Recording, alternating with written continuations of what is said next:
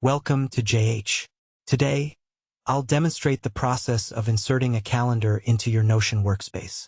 The procedure is quite straightforward. To begin, I'm creating a fresh page titled Calendar to walk you through the steps.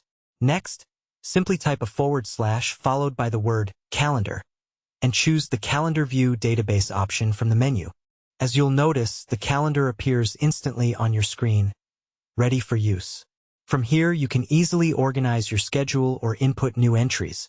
For instance, if I need to schedule a task for tomorrow, I'll click Add an Item and label it Go to the Office.